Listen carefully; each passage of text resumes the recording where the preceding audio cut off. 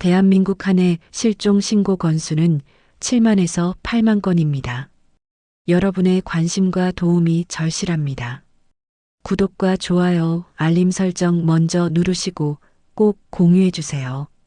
2005년 11월 제주의 늦가을은 유난히 쌀쌀했습니다.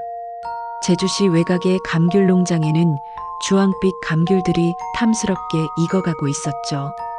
이곳 제주 감귤 체험 농장의 주인은 고은주 씨였어요. 55세의 그녀는 이 지역에서 성공한 여성 사업가로 유명했습니다. 고은주 씨는 5년 전 서울에서의 직장 생활을 정리하고 제주로 내려왔어요. 은퇴 후 새로운 삶을 꿈꾸며 시작한 귀농이었죠. 처음엔 작은 감귤밭 하나로 시작했던 농장은 그녀의 손을 거치며 놀라운 속도로 성장했습니다. 체험 프로그램을 도입하고 직거래 시스템을 구축했어요. 관광객들이 직접 감귤을 따고 가공 과정을 체험할 수 있게 만들었죠. 그 결과는 놀라웠습니다. 연 매출 5억 원이라는 어마어마한 성과를 거뒀어요. 제주의 작은 농장치고는 엄청난 성공이었죠. 고은주 씨는 새벽부터 밤늦게까지 농장을 돌보며 일했습니다. 하지만 그녀에게도 소소한 낙이 있었어요. 바로 해질녘 올레길을 걷는 시간이었죠. 11월 15일 오후 고은주 씨는 평소처럼 농장 일을 마무리했습니다. 직원들에게 내일 일정을 전달하고 장부를 정리했어요. 오후 5시쯤 되자 그녀는 트레킹복으로 갈아입었습니다.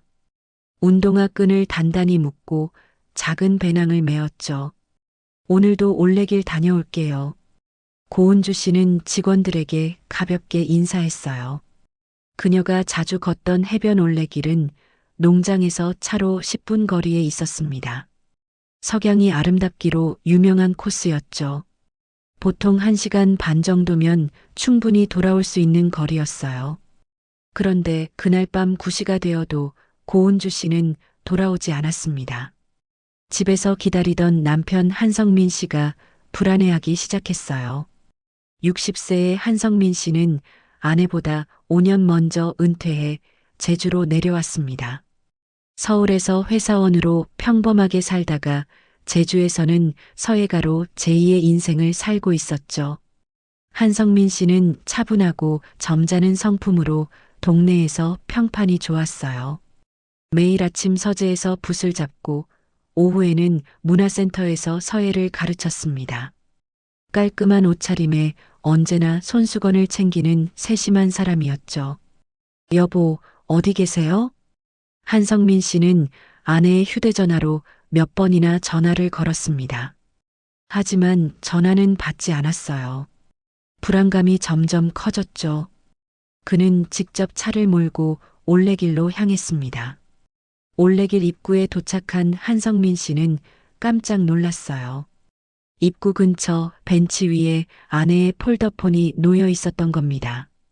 휴대전화는 전원이 꺼져 있지 않았어요. 배터리도 충분했죠.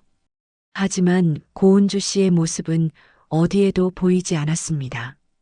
한성민 씨는 올레길을 따라 걸으며 아내를 찾아 헤맸어요. 어둠 속에서 손전등을 비추며 이름을 불렀습니다. 은주야, 고은주. 대답은 없었습니다. 파도 소리와 바람 소리만 들려올 뿐이었죠. 1시간 넘게 찾아다닌 한성민 씨는 결국 경찰에 신고했어요.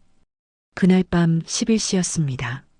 신고를 받고 출동한 건 제주 동부경찰서 오민태 경위였습니다.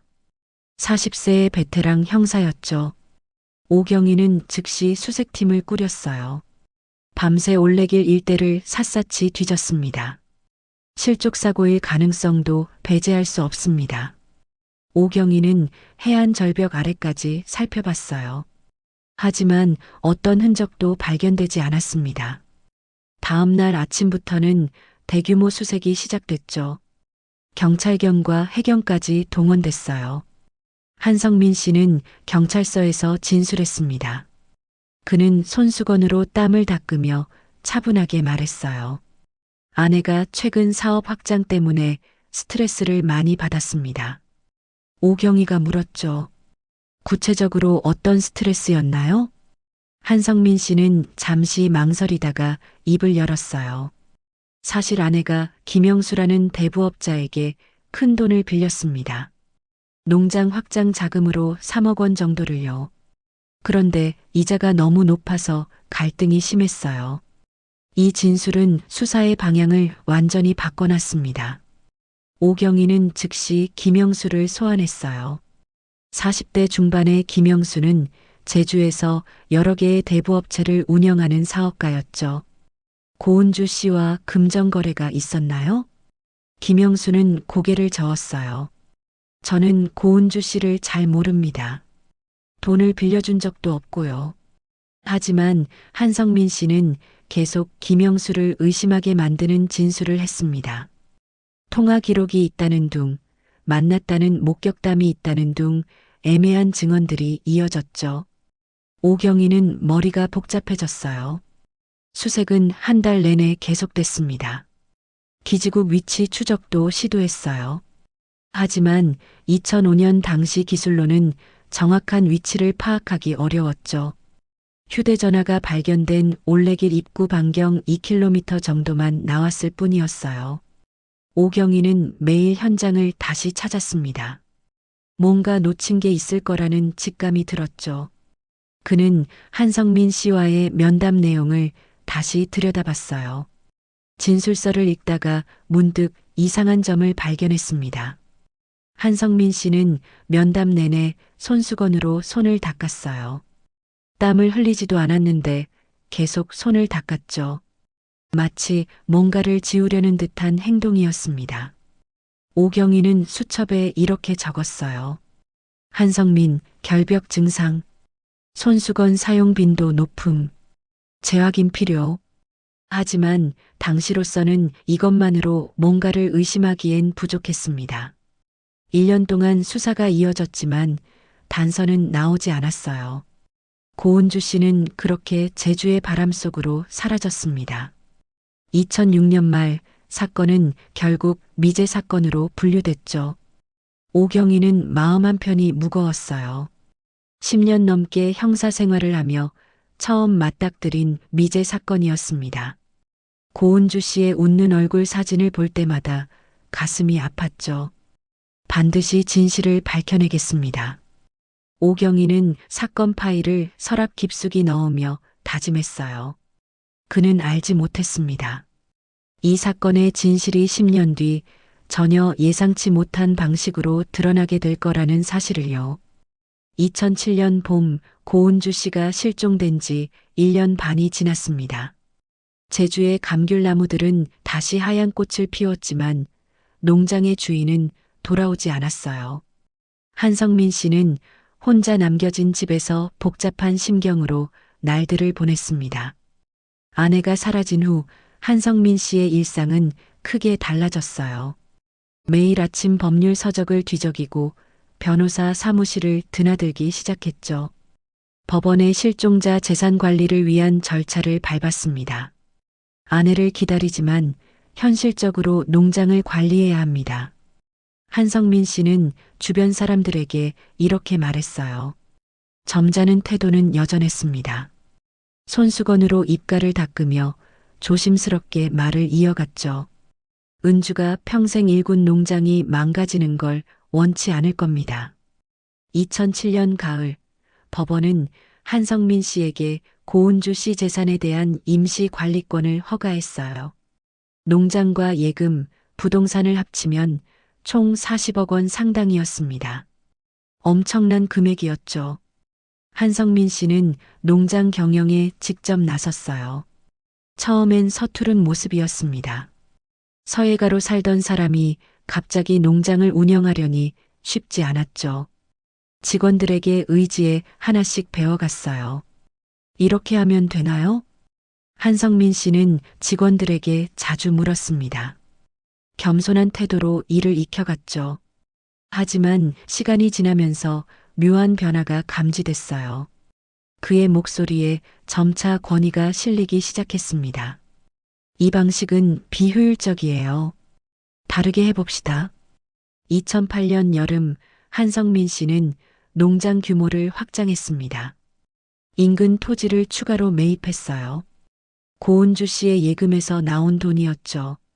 직원들은 고개를 갸우뚱했습니다. 사모님이 돌아오시면 뭐라고 하실까요? 한 직원이 조심스럽게 물었어요. 한성민 씨는 차가운 표정으로 답했습니다. 그건 내가 판단할 일입니다. 예전의 온화한 모습은 어디론가 사라지고 있었어요. 농장이 수익을 내자 한성민 씨는 더욱 적극적으로 사업을 확장했습니다. 새로운 체험 프로그램을 도입하고 가공시설을 증설했죠.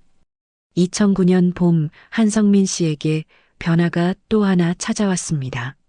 서울에서 지인이 제주로 내려온 거예요. 바로 윤세영 씨였습니다. 50세의 윤세영 씨는 서울에서 문화센터 강사로 일하던 여성이었어요. 윤세영 씨와 한성민 씨는 서울에서 같은 문화센터에 다니던 사이였습니다. 서예와 수채화를 함께 배우며 가까워졌죠. 한성민 씨가 제주로 내려온 후에도 가끔 연락을 주고받았어요. 제주 생활이 어떠세요? 윤세영 씨가 전화로 물으면 한성민 씨는 외로움을 토로했습니다. 혼자 지내니 쓸쓸합니다. 은주 생각도 나고요. 그렇게 몇 번의 통화가 이어진 후였어요. 한성민 씨가 윤세영 씨에게 제안했습니다. 제주에 한번 놀러 오세요. 경치도 좋고 제가 안내해 드릴게요. 윤세영 씨는 2주간 휴가를 내어 제주를 방문했어요. 한성민 씨는 정성껏 제주 곳곳을 안내했습니다. 올레길을 걷고 맛집을 다니고 감귤 농장도 함께 돌아봤죠. 제주가 정말 아름답네요. 윤세영 씨는 감탄했습니다. 한성민 씨는 미소 지으며 말했어요. 여기서 같이 살면 어떨까요? 너무 갑작스러운 제안이었습니다. 윤세영 씨는 당황했죠. 하지만 사모님은 어떻게 하시고요? 한성민 씨는 쓸쓸하게 웃었어요. 은주는 돌아오지 않을 겁니다. 이제 저도 새 삶을 살아야죠. 윤세영 씨는 며칠 고민했습니다. 서울에서의 삶이 녹록지 않았어요.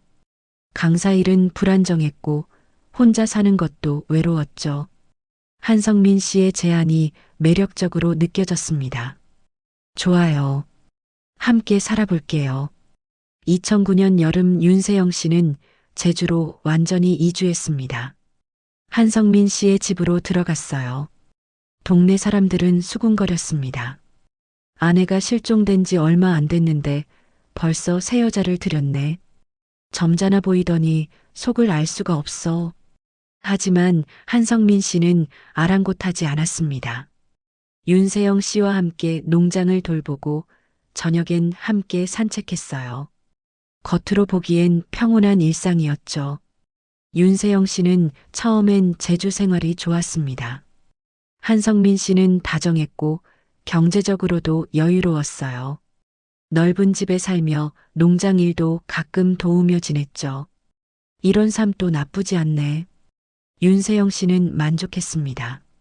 하지만 시간이 지나면서 한성민 씨의 다른 모습들이 보이기 시작했어요. 2010년 겨울 농장 직원 하나가 실수로 감귤 상자를 떨어뜨렸습니다. 그리 큰 문제는 아니었어요. 한성민 씨는 직원을 호되게 질책했습니다. 이게 뭐 하는 짓이야? 당신 월급에서 다 까야겠어. 목소리가 날카로웠어요. 얼굴이 불그락푸르락했죠. 윤세영 씨는 놀랐습니다. 처음 보는 한성민 씨의 모습이었어요. 그렇게까지 화낼 일은 아니잖아요. 윤세영 씨가 조심스럽게 말했습니다. 한성민 씨는 차갑게 쳐다봤어요. 당신은 모르는 일이니 조용히 있어요. 윤세영 씨는 가슴이 철렁했습니다. 이건 자신이 알던 한성민 씨가 아니었어요. 점잖고 온화하던 서예가는 어디 가고 세속적이고 날카로운 사업가만 남아 있었죠. 2011년부터 한성민 씨는 돈에 집착하기 시작했습니다. 매출을 올리는 것에만 몰두했어요. 직원들을 압박하고 원가를 깎고 확장에만 신경 썼습니다. 이번 분기 매출이 작년보다 떨어졌어요. 다들 정신 차려요. 한성민 씨는 직원 회의 때마다 소리를 질렀습니다. 윤세영 씨는 멀찍이 서 그 모습을 지켜봤어요. 점점 불편한 기분이 들었죠. 그해 가을 윤세영 씨는 한성민 씨의 서재를 청소하다가 서랍 안에서 서류 몇 장을 발견했습니다. 고액 생명보험 증서였어요. 피보험자는 고은주 씨, 수익자는 한성민 씨였죠. 보험금은 10억 원이었습니다. 윤세영 씨는 손이 떨렸어요. 이 보험은 고은주 씨가 실종되기 불과 6개월 전에 가입된 거였습니다. 이게 무슨... 윤세영 씨는 서류를 다시 서랍에 넣었어요. 하지만 마음이 복잡해졌습니다. 의심이 싹트기 시작했죠. 2012년 오민태 경위는 서울광역수사대로 정근을 갔습니다. 승진 발령이었어요. 하지만 오경위는 여전히 고은주 씨 사건을 잊지 못했습니다. 제주에 미제 사건을 하나 남겨두고 왔습니다. 오경위는 새 동료들에게 종종 그 이야기를 했어요. 언젠가 기회가 되면 다시 파보고 싶다는 마음이었죠. 제주에서는 한성민 씨가 계속 농장을 키워갔습니다. 2014년엔 연 매출이 7억 원을 넘어섰어요. 고은주 씨 시절보다 더 커진 규모였죠. 한성민 씨는 만족스러워했습니다. 하지만 윤세영 씨는 점점 더 불안해졌어요. 한성민 씨의 변한 모습, 거액의 보험금, 의문스러운 실종 사건, 모든 게 의심스러웠습니다. 혹시 윤세영 씨는 차마 생각조차 하기 싫었어요. 하지만 의심은 머릿속에서 지워지지 않았습니다. 밤마다 잠을 설쳤죠. 그렇게 2014년이 저물어 갔습니다. 고은주 씨가 실종된 지 어느덧 9년이 흘렀어요. 제주의 감귤나무는 다시 열매를 맺었고 한성민 씨는 그 열매로 불을 쌓아갔습니다. 아무도 모르는 비밀을 안고서 말이죠. 2015년 10월 서울광역수사대 사무실에 우편물 한 통이 도착했습니다. 수신인은 오민태 경위였어요. 봉투에는 우편소인이 찍혀 있지 않았습니다. 누군가 직접 넣고 간 거였죠. 오경이는 커피를 마시다 말고 봉투를 집어들었어요. 이상한 느낌이 들었습니다. 발신인 란이 비어 있었거든요.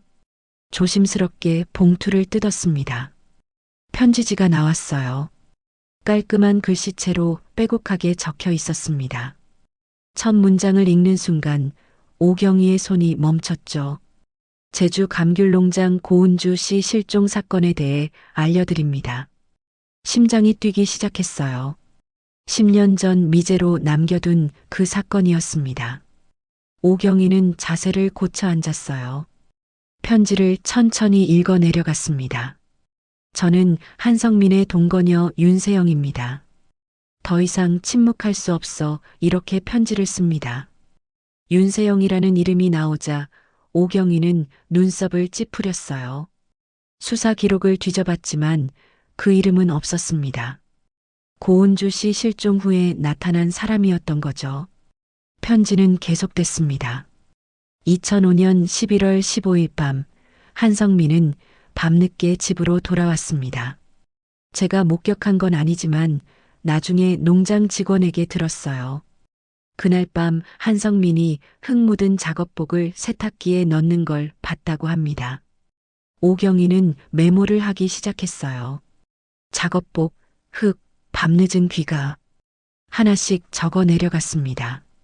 다음 날 새벽 한성민은 농장 트럭을 몰고 어디론가 갔습니다. 평소엔 아침에 서예를 하던 사람이 새벽 5시에 트럭을 몰았어요. 이상하지 않나요? 편지를 읽는 오경이의 표정이 굳어졌습니다. 당시 수사에서 이런 내용은 전혀 나오지 않았어요. 한성민은 아내 실종 당일 밤 집에서 걱정하며 기다렸다고 진술했었죠. 더 중요한 게 있습니다. 며칠 뒤 저는 한성민이 농장 불법 체류자 아민에게 현금 다발을 건네는 걸 봤어요. 두툼한 봉투였습니다.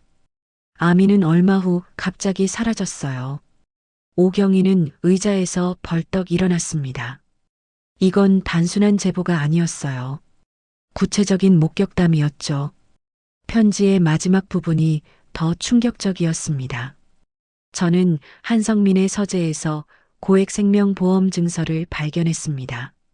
10억 원짜리예요. 고은주 씨가 실종되기 6개월 전에 가입됐고 수익자는 한성민입니다. 처음엔 우연이라 생각했어요. 하지만 시간이 갈수록 확신이 듭니다. 한성민이 뭔가를 숨기고 있어요. 편지는 간절한 당부로 끝났습니다. 제발 이 사건을 다시 조사해 주세요. 저는 신변이 두려워 이름을 밝힐 수 없습니다. 하지만 이 내용은 모두 사실입니다. 오경이는 편지를 책상에 내려놨어요. 손이 떨렸습니다. 10년 동안 가슴에 품고 있던 사건이 다시 살아나는 순간이었죠. 이게 사실이라면 오경이는 즉시 상사에게 보고했습니다. 제주 사건을 재수사하고 싶다고 요청했어요. 상사는 난색을 표했습니다. 10년 전 미제 사건을 다시 파겠다고요? 증거도 없이 익명 제보만 믿고요? 오경이는 간곡히 설득했습니다. 제가 제주로 내려가서 직접 확인하겠습니다. 출장 명목으로라도 가게 해주십시오. 결국 일주일의 출장이 허가됐어요.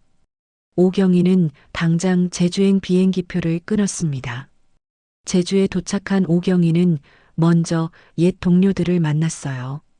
10년 전 함께 수사했던 후배 형사들이었죠. 오경이님, 정말 오랜만입니다. 그 사건 다시 보시려고요? 오경이는 고개를 끄덕였습니다. 새로운 제보가 들어왔어요. 이번엔 놓칠 수 없습니다. 재수사팀이 꾸려졌어요. 오경이는 먼저 윤세영의 신원부터 파악했습니다. 한성민과의 관계, 제주 이주 시기, 모든 걸 확인했죠. 윤세영 씨, 2009년 제주 이주. 한성민과 동거 중. 정보가 모이기 시작했습니다. 오경이는 윤세영을 직접 만나고 싶었어요. 하지만 조심스러워야 했습니다. 자칫 한성민에게 들키면 증거가 없어질 수도 있었죠. 오경이는 다른 방법을 택했습니다. 편지에 나온 아민을 찾기로 한 거예요. 농장 불법 체류자라고 했으니 출입국 기록이 있을 터였죠. 2005년부터 2010년 사이 제주 지역 불법 체류자 명단을 확인해 주세요. 오경이는 출입국 관리소에 협조를 요청했습니다. 며칠 후 명단이 나왔어요. 아민이라는 이름을 가진 외국인이 여럿 있었습니다. 이 중에 농업 분야 종사자를 찾아야 합니다. 오경이는 하나하나 확인했어요. 그리고 마침내 발견했습니다. 방글라데시 출신 아민 후세인이었죠. 2006년 적발되어 본국으로 추방됐다고 기록돼 있었습니다. 바로 이 사람이야. 오경이는 국제공조 수사를 요청했습니다. 방글라데시 경찰에 아민의 소재 파악과 진술 확보를 요청한 거예요. 시간이 걸릴 거였습니다. 기다리는 동안 오경이는 다른 조사를 진행했어요. 10년 전 수사 기록을 다시 꺼내 읽었습니다. 당시 확인했던 CCTV 영상도 다시 봤죠. 이 영상들을 다시 분석해 봅시다. 2005년 당시 화질이 너무 나빠서 제대로 보지 못했던 영상들이었어요. 하지만 지금은 기술이 발전했습니다. 화질 개선 프로그램을 돌릴 수 있었죠. 영상 분석팀이 투입됐습니다. 농장 주변 폐기물 처리장에 10년 전 CCTV 영상을 복원하기 시작했어요. 며칠이 지났습니다. 분석팀 직원이 오경이를 급히 불렀어요. 경위님, 이것 좀 보세요.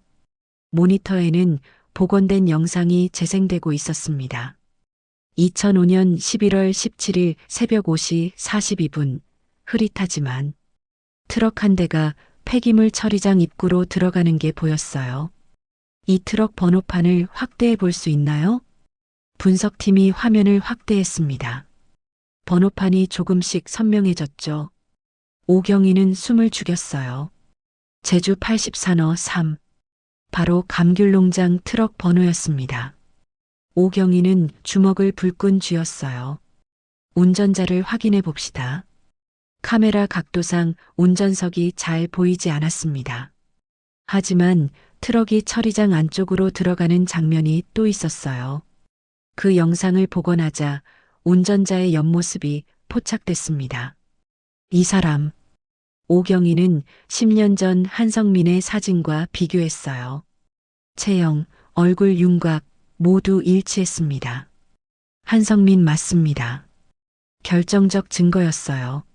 한성민은 아내가 실종된 이틀 후 새벽에 농장 트럭을 몰고 폐기물 처리장을 갔던 겁니다.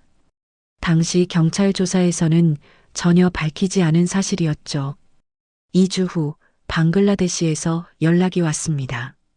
아민 후세인을 찾았다는 거였어요. 그는 다카에서 식당을 운영하고 있었습니다. 아민의 진술이 녹취되어 전달됐어요. 오경이는 헤드폰을 끼고 녹음 파일을 들었습니다. 네, 저는 한성민 씨 농장에서 일했습니다. 2005년 11월쯤이었을 거예요. 아민의 목소리가 들렸어요. 통역이 동시에 진행됐습니다. 어느 날 한성민 씨가 저를 불렀습니다. 농장 외곽 저수지 근처에 있는 작은 자재 창고를 청소하라고 했어요. 오경이는 메모를 시작했습니다. 창고 안에 큰 목재 상자가 있었습니다. 엄청나게 무거웠어요. 혼자서는 도저히 들 수 없었습니다.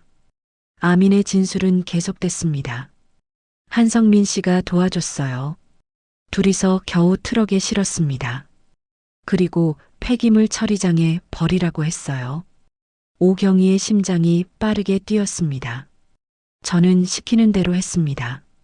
그 상자를 처리장에 버렸어요. 한성민 씨는 제게 현금을 줬습니다. 두툼한 봉투였어요. 모든 게 맞아떨어졌습니다. 윤세영의 제보 내용과 아민의 진술이 일치했어요. 그 상자 안에 뭐가 들었는지 알아요? 방글라데시 경찰이 물었습니다. 아민은 대답했어요. 모릅니다. 열어보지 않았으니까요. 하지만 너무 무거웠어요. 사람 하나쯤은 들어갈 만한 크기였습니다. 오경이는 헤드폰을 벗었어요. 손으로 얼굴을 감쌌습니다. 10년을 기다린 순간이었습니다. 드디어 잡았다. 이제 폐기물 처리장 기록을 뒤져야 했어요. 10년 전 그 목재 상자가 어디로 갔는지 추적해야 했습니다. 오경이는 잠도 자지 않고 조사에 매달렸어요. 진실이 곧 드러날 참이었습니다. 오민태 경위는 폐기물 처리장 관리 사무소 문을 두드렸습니다. 2015년 11월 차가운 바람이 불어왔어요. 10년 전 기록을 찾아야 했죠. 2005년 11월 17일자 반입 기록을 보고 싶습니다. 처리장 직원은 고개를 갸우뚱했어요. 10년 전 기록이요? 오래됐는데 남아있을지 모르겠네요. 창고로 안내됐습니다. 먼지 쌓인 서류 박스들이 가득했어요. 오경이는 직접 박스를 뒤지기 시작했습니다. 2004년, 2005년. 박스를 하나씩 열었어요. 낡은 종이 냄새가 코를 찔렀습니다. 한참을 찾다가 드디어 2005년 11월 기록을 발견했죠. 있습니다. 오경이는 장부를 펼쳤어요. 11월 17일 새벽 반입 기록이 있었습니다. 시각은 오전 6시 15분이었죠. 목재 폐기물 대형 상자 1개. 반입자 성명 미상. 오경이의 손가락이 그 줄에서 멈췄습니다. 바로 이거였어요. 한성민이 새벽에 가져온 그 상자였죠. 이 폐기물은 어떻게 처리됐나요? 직원이 기록을 확인했습니다. 당시엔 대형 폐기물은 매립장으로 보냈어요. 서쪽 해안가 매립지죠. 오경이는 즉시 매립장으로 향했습니다. 넓은 부지였어요. 10년치 쓰레기가 쌓여 있었죠. 정확한 위치를 특정할 수 있나요? 매립장 관리인이 고개를 저었어요. 어렵습니다. 워낙 오래전 일이라. 하지만 오경이는 포기하지 않았습니다. 당시 매립구역 지도를 구했어요. 2005년 11월에 사용하던 구역을 찾아냈죠. 이 구역을 집중 수색합시다. 대규모 수색팀이 투입됐습니다. 중장비가 동원됐어요. 매립지를 조심스럽게 파헤치기 시작했습니다. 사흘이 지났습니다. 땀 흘리며 작업하던 인부가 소리쳤어요. 여기 뭔가 있습니다. 오경이가 달려갔습니다. 땅속에서 회색 콘크리트 덩어리가 드러났어요. 사람 크기만 한 구조물이었죠. 조심스럽게 파내세요. 콘크리트 구조물이 완전히 드러났습니다. 표면이 울퉁불퉁했어요. 급하게 만든 흔적이 역력했죠. 이걸 깨봐야 합니다. 전동톱이 동원됐어요. 콘크리트를 조심스럽게 절단하기 시작했습니다. 1시간쯤 지났을까요? 콘크리트 안쪽이 보이기 시작했어요. 목재 조각들이 나왔습니다. 낡은 상자의 파편들이었죠. 그리고 그 안에서 하얀 뼈가 드러났습니다. 유골입니다. 현장이 순식간에 긴장감에 휩싸였어요. 오경이는 감식반을 불렀습니다. 유골을 조심스럽게 수습했죠. 신원 확인이 가능할까요? 감식반원이 유골을 살펴봤어요. 치아 상태가 비교적 온전합니다. 치과 기록과 대조하면 신원 확인 가능합니다. 고은주 씨의 치과 기록을 구했습니다. 10년 전 실종 신고 당시 확보해둔 자료였어요. 대조 작업이 시작됐죠. 이틀 후 결과가 나왔습니다. 감식반장이 오경이에게 보고서를 건넸어요. 일치합니다. 고은주 씨 본인 맞습니다. 오경이는 눈을 감았습니다. 10년 동안 기다려온 순간이었어요. 슬픔과 안도감이 동시에 밀려왔죠. 이제 한성민을 체포해야 합니다. 오경이는 제주 동부경찰서로 돌아왔어요. 긴급회의가 소집됐습니다. 증거가 충분합니다. 아민의 진술, CCTV 영상, 유골 발견, 체포영장을 청구하겠습니다. 법원에서 영장이 발부됐어요. 2015년 11월 20일 저녁 체포팀이 감귤농장으로 출동했습니다. 한성민은 농장 사무실에서 장부를 보고 있었어요. 경찰차 소리에 고개를 들었죠. 무슨 일입니까? 오경이가 사무실 문을 열고 들어왔습니다. 10년 만에 재회였어요. 한성민 씨, 고은주 씨 살인 혐의로 체포합니다. 한성민의 얼굴이 하얗게 질렸습니다. 손에 들고 있던 펜이 바닥에 떨어졌어요. 무슨 말씀을? 저는 아무것도. 오경이는 차갑게 말했습니다. 변명은 경찰서에서 하시죠. 묵비권을 행사할 수 있습니다. 한성민은 수갑이 채워졌어요. 그 모습을 윤세영이 멀리서 지켜보고 있었습니다. 눈에 눈물이 고였죠. 제가 제보한 게 맞았구나. 윤세영은 안도의 한숨을 내쉬었어요. 동시에 지난 몇 년간 한성민과 함께 보낸 시간이 떠올라 가슴이 아팠습니다. 경찰서 조사실에서 한성민은 끝까지 부인했어요. 저는 아내를 죽이지 않았습니다. 누명입니다. 하지만 증거는 명백했습니다. 오경이는 하나씩 제시했어요. 당신은 아내가 실종된 이틀 후 새벽에 트럭을 몰고 폐기물 처리장에 갔습니다. CCTV에 찍혔어요. 한성민은 입술을 깨물었습니다. 아민의 진술도 있습니다. 당신이 무거운 목재 상자를 처리장에 버리게 했다고 했어요. 현금까지 줬죠. 한성민의 얼굴에서 땀이 흘러내렸습니다. 주머니에서 손수건을 꺼내 닦으려 했지만 수갑이 채워져 있어 어려웠어요. 그리고 그 상자가 있던 곳에서 고은주 씨의 유골이 발견됐습니다. 치과 기록으로 확인됐어요. 한성민은 고개를 떨구었습니다. 더 이상 변명할 수 없었죠. 10억 원짜리 생명보험도 있습니다. 실종 6개월 전에 가입하셨더군요. 오경이의 목소리는 차가웠습니다. 모든 게 계획적이었습니다. 자백하시는 게 좋을 겁니다. 한성민은 한참 동안 침묵했어요. 조사실 시계 소리만 똑딱거렸습니다. 30분쯤 지났을까요? 한성민이 입을 열었어요. 변호사를 불러주십시오. 하지만 다음 날 한성민은 결국 무너졌습니다. 변호사와 상담한 후였어요. 증거가 너무 확실했죠. 제가 했습니다. 한성민의 목소리는 떨렸습니다. 10년간 숨겨왔던 비밀을 토해내기 시작했어요. 하지만 계획적인 건 아니었어요. 사고였습니다. 오경이는 녹음기를 켰습니다. 자세히 말씀해 주세요. 한성민은 손수건으로 눈가를 닦았어요. 그리고 10년 전 그날 밤의 이야기를 시작했습니다. 2005년 11월 15일 저녁 은주가 올레길 트레킹을 간다고 했어요. 저도 함께 가기로 했습니다. 오경이는 메모하며 들었습니다. 길을 걷다가 우리는 말다툼을 했어요. 사업 확장 자금 때문이었습니다. 한성민의 목소리가 떨렸어요. 은주는 농장을 더 키우고 싶어 했어요. 대출을 받자고 했죠. 하지만 저는 반대했습니다. 이미 충분하다고 생각했거든요. 한성민은 숨을 크게 들이마셨습니다. 말다툼이 격해졌어요.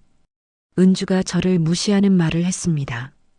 당신은 아무것도 모른다고, 사업은 내가 알아서 한다고. 오경이는 조용히 듣고 있었어요. 저는 화가 났습니다. 평생 참아왔던 게 터졌어요. 서울에서도 은주 뒤에 가려져 살았습니다. 제주에서도 마찬가지였죠. 은주의 농장, 은주의 돈, 은주의 성공. 한성민의 목소리에 분노가 섞였습니다. 순간적으로 은주를 밀쳤어요. 강하게 밀었습니다. 은주는 비틀거리다가 바위에 머리를 부딪혔어요. 조사실에 침묵이 흘렀습니다. 피가 많이 났습니다. 은주는 움직이지 않았어요. 한성민은 고개를 떨구었어요. 당황했습니다. 어떻게 해야 할지 몰랐어요. 구급차를 부를까 생각했지만 두려웠습니다. 오경이가 물었습니다. 무엇이 두려웠습니까? 한성민은 떨리는 목소리로 답했어요. 제 인생이 끝나는 게 두려웠습니다. 평생 쌓아온 이미지가 무너지는 게 무서웠어요. 점잖은 서예가, 교양 있는 문화인. 그게 전부 거짓말이 되는 거잖아요. 그는 손으로 얼굴을 감쌌습니다. 그래서 은주의 시신을 차에 실었어요.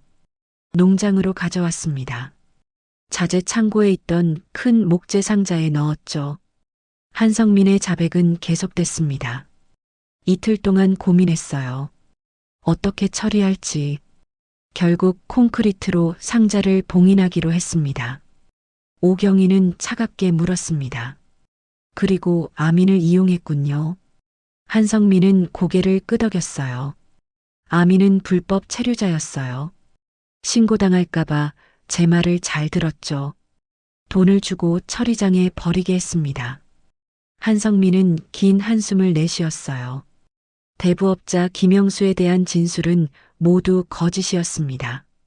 수사를 엉뚱한 방향으로 돌리려고 한 거예요. 모든 진실이 드러났습니다. 10년간의 거짓말이 무너진 순간이었죠. 오경이는 녹음을 멈췄습니다. 한성민을 바라보며 말했어요. 당신은 10년 동안 아내의 재산으로 호화롭게 살았습니다. 40억 원의 유산을 차지하고 새 여자와 함께 행복하게 지냈죠. 한성민은 아무 말도 하지 못했습니다. 탐욕이 당신을 살인자로 만들었습니다.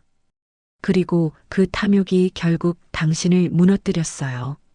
오경이는 자리에서 일어났습니다. 고은주 씨는 이제 편히 쉴 수 있을 겁니다. 한성민은 구속됐어요. 재판에서 징역 20년이 선고됐습니다. 40억 원의 재산은 모두 고은주 씨의 친족에게 돌아갔죠. 윤세영은 제주를 떠났습니다. 서울로 돌아가 새 삶을 시작했어요. 양심의 가책을 안고 살았지만 진실을 밝힌 것에 대한 위안을 얻었죠. 오민태 경위는 10년 만에 미제 사건을 해결했습니다.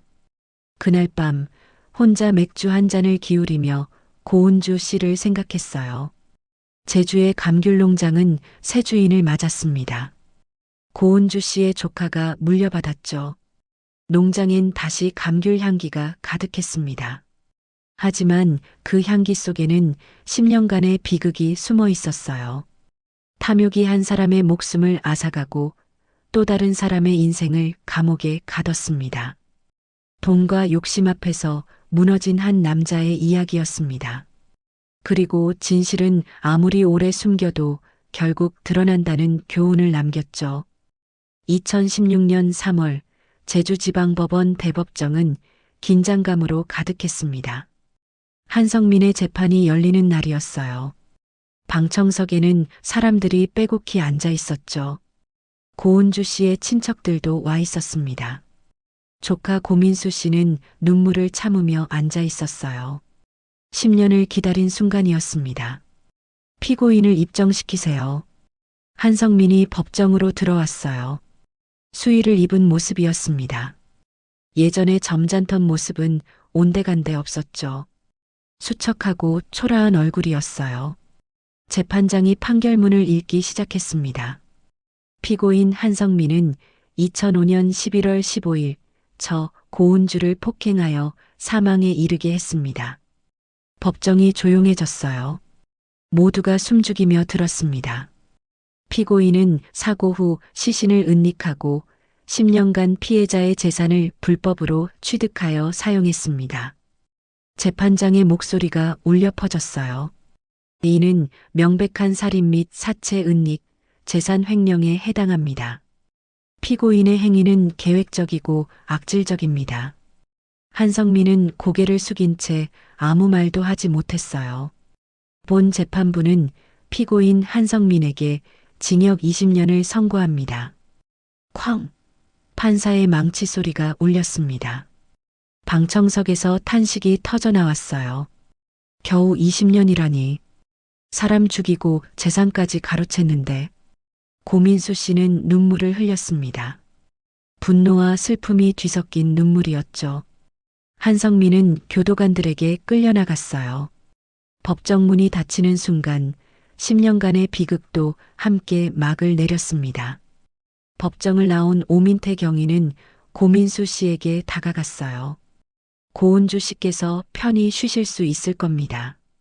고민수 씨는 고개를 숙여 인사했습니다. 감사합니다, 경위님. 경위님이 아니었다면 이모는 영영. 말을 잇지 못하고 눈물을 닦았어요. 오경이는 그의 어깨를 두드렸습니다. 제 일을 했을 뿐입니다. 재판이 끝난 후 고은주 씨의 재산 처리가 시작됐어요. 40억 원 상당의 농장과 부동산, 예금이 모두 합법적 상속인에게 돌아갔습니다.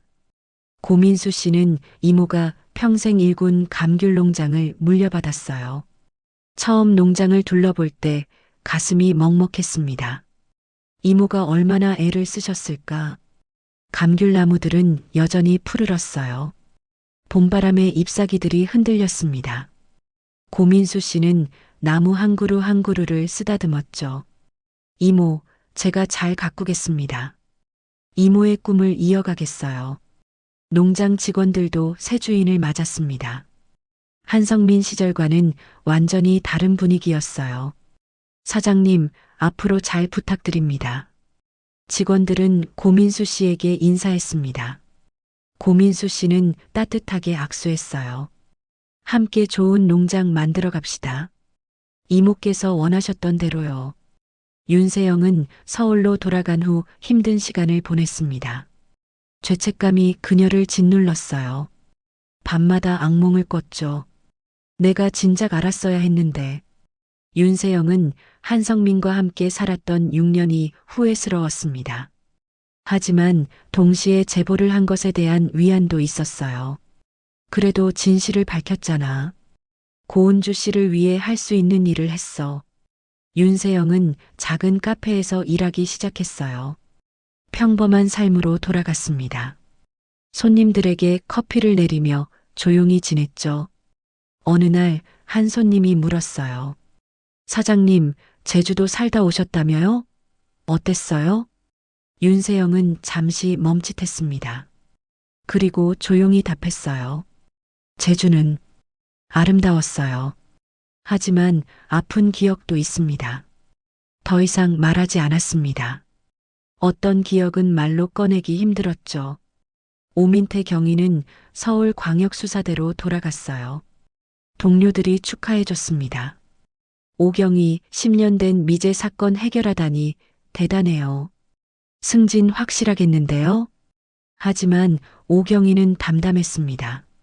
승진보다 중요한 게 있습니다. 진실을 밝히는 거죠. 오경이는 책상 서랍에 고은주 씨 사진을 넣었어요. 웃고 있는 사진이었습니다. 감귤 농장에서 찍은 거였죠. 이제 편히 쉬세요. 오경이는 사진에 대고 작은 목소리로 말했습니다. 그리고 서랍을 닫았어요. 2016년 가을 감귤 농장에는 다시 수확의 계절이 왔습니다. 주황빛 감귤들이 탐스럽게 익었어요. 고민수 씨는 직원들과 함께 감귤을 땄습니다. 올해 농사가 잘 됐네요. 한 직원이 웃으며 말했어요. 고민수 씨도 미소 지었습니다. 이모가 도와주신 거예요. 농장은 새로운 활기를 되찾았어요. 관광객들이 다시 찾아왔습니다. 체험 프로그램도 재개됐죠. 여기 감귤 정말 맛있어요. 한 관광객이 감탄했습니다. 고민수 씨는 뿌듯했어요. 고은주 씨가 평생 일군 농장입니다. 정성이 가득하죠. 관광객들은 고은주 씨의 이야기를 듣고 숙연해졌어요. 그리고 더 정성껏 감귤을 땄습니다. 한성민은 교도소에서 하루하루를 보냈습니다. 감방 안에서 서예를 했어요. 예전처럼 붓을 들었지만 손은 떨렸습니다. 내가 뭘 한 거지? 한성민은 자신이 저지른 일을 후회했습니다. 하지만 돌이킬 수 없었어요. 10년간의 거짓말, 아내의 죽음, 빼앗은 재산. 모든 게 그를 짓눌렀죠. 교도관이 면회 시간을 알렸습니다. 한성민, 면회 왔어요. 누가 왔을까요? 한성민은 면회실로 나갔어요. 유리창 너머에 앉은 사람을 보고 놀랐습니다. 윤세영이었어요. 왜 왔어요? 한성민은 떨리는 목소리로 물었습니다. 윤세영은 차갑게 대답했어요. 마지막으로 할 말이 있어서요. 한성민은 고개를 숙였습니다. 내가 제보한 거 알죠? 미안하지 않아요. 윤세영의 목소리는 단호했습니다. 당신은 고은주 씨를 죽이고 10년간 거짓말했어요. 그리고 저까지 이용했죠. 한성민은 아무 말도 하지 못했어요. 당신 때문에 제 인생도 망가졌어요. 하지만 후회하지 않습니다. 진실을 밝혔으니까요. 윤세영은 자리에서 일어났습니다. 다신 보지 맙시다. 당신 인생을 반성하며 사세요. 윤세영은 돌아서 나갔어요. 한성민은 빈 의자를 바라보며 눈물을 흘렸습니다. 2017년 봄 감귤 농장에는 특별한 비석이 세워졌습니다. 고은주 씨를 기리는 추모비였어요. 제주 감귤 체험 농장 창립자 고은주를 추모하며 비문이 새겨져 있었습니다. 고민수 씨와 직원들, 마을 주민들이 모여 헌화했어요. 이모, 이제 편히 쉬세요. 고민수 씨는 비석 앞에 감귤 한 광주리를 놓았습니다. 이모가 평생 사랑했던 감귤이었죠. 바람이 불었어요. 감귤나무 잎사귀들이 바스락거렸습니다. 마치 고은주 씨가 대답하는 것 같았어요. 오민태 경위도 추모식에 참석했습니다. 헌화를 마치고 비석 앞에 섰어요. 약속 지켰습니다. 진실을 밝혔어요. 오경이는 묵념했습니다. 10년간의 여정이 주마등처럼 스쳐 지나갔죠. 이 사건은 많은 교훈을 남겼습니다. 탐욕이 얼마나 무서운지, 거짓말이 어떻게 인생을 망치는지 보여줬어요. 한성민은 순간의 분노를 참지 못했습니다. 그리고 그 후의 선택들이 모든 걸 파괴했어요. 아내의 죽음을 숨기고 재산을 탐했고 10년간 거짓말했죠. 하지만 진실은 언젠가 드러나기 마련입니다. 윤세영의 양심, 오민태 경위의 집념, 그리고 증거들이 모여 진실을 밝혔어요. 제주의 감귤농장은 다시 생기를 되찾았습니다. 관광객들의 웃음소리가 가득했어요. 고은주 씨가 꿈꿨던 모습이었죠. 이모, 감사합니다. 이 농장을 물려주셔서요. 고민수 씨는 매일 아침 비석 앞에 들러 인사했습니다. 그리고 하루 일을 시작했어요. 감귤나무들은 해마다 열매를 맺었습니다. 달콤한 감귤 향기가 농장을 가득 채웠어요. 그 향기 속에는 고은주 씨의 땀과 열정이 담겨 있었습니다. 10년간 숨겨졌던 비극이 세상에 드러났어요. 그리고 정의가 실현됐습니다. 늦었지만 말이죠. 한성민은 감옥에서 20년을 살게 됐습니다. 매일 후회하며 지낼 거예요. 하지만 돌이킬 수는 없습니다. 탐욕은 한순간에 모든 걸 앗아갑니다. 사랑하는 사람, 명예, 자유, 모든 것을요. 한성민의 이야기가 그걸 증명했어요. 제주의 바람은 오늘도 불고 있습니다. 올레길을 지나고 감귤농장을 스치고 바다로 향하죠. 그 바람이 고은주 씨의 넋을 위로하길 바랍니다.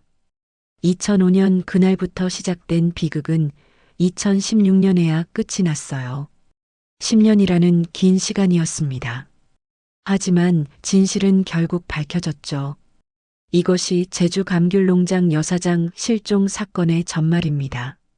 탐욕이 낳은 비극, 그리고 정의가 승리한 이야기였어요. 우리는 이 사건에서 배워야 합니다.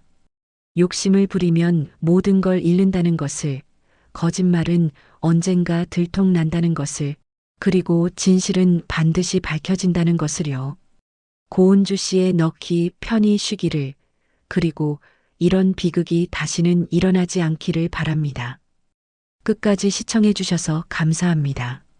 구독과 좋아요, 알림 설정은 영상 제작에 큰 도움이 됩니다.